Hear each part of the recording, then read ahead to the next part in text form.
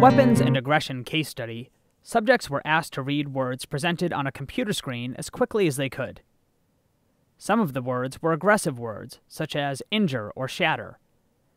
Others were control words, such as relocate or consider.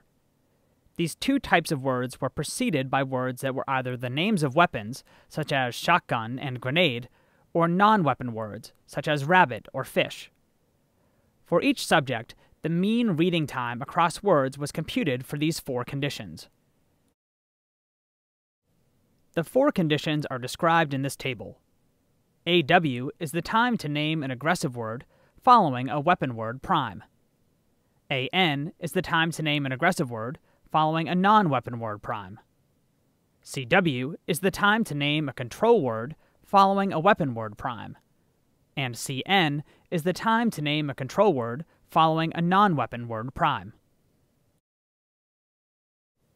This table shows the data for 5 of the 32 subjects in this experiment. All times are in milliseconds.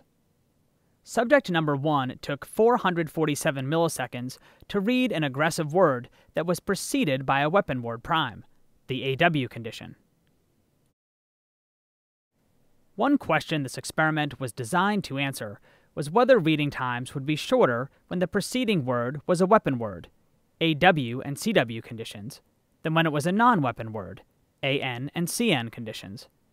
In other words, is the column L1, which is equal to AN plus CN minus AW plus CW, greater than 0? This is tested for significance by computing L1 for each subject and then testing whether the mean value of L1 is significantly different from 0. This table shows L1 for the first 5 subjects. L1 for subject 1 was computed by taking the sum of 440 and 452 and subtracting the sum of 447 and 432 from that value. This equals 13. Once L1 is computed for each subject, the significance test is the same as testing whether a single mean is significantly different from 0. First, we compute the mean and the standard error of the mean for L1. Computing L1 for the 32 subjects in the experiment, we find that the mean and standard error of the mean are 5.875 and 4.265 respectively. T equals 1.378. Since there were 32 subjects, the degrees of freedom is 32 minus 1, which equals 31. The t-distribution calculator shows that the two-tailed probability is 0.178. Thus, we are unable to reject the null hypothesis, and we cannot make a confident conclusion that reading times are faster when there is a weapon word prime.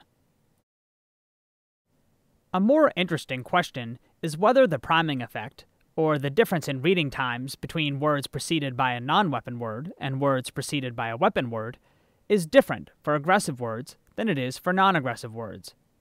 That is, do weapon words prime aggressive words more than they prime non-aggressive words? The priming of aggressive words is AN minus AW. The priming of non-aggressive words is CN minus CW. The comparison is the difference. L2 equals AN minus AW minus CN minus CW.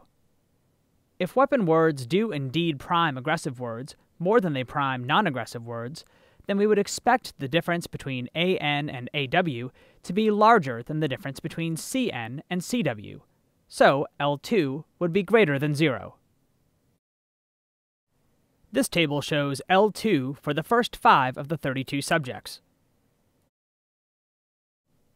The mean and standard error of the mean, based on all 32 subjects, are 8.438 and 3.913 respectively.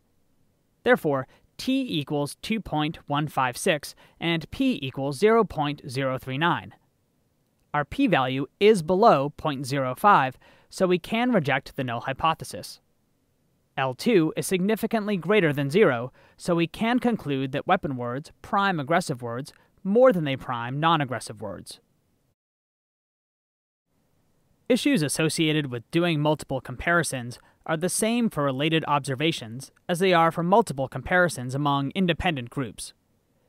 This means that you may need to do the Bonferroni correction and control the family-wise error rate by lowering the per comparison error rate.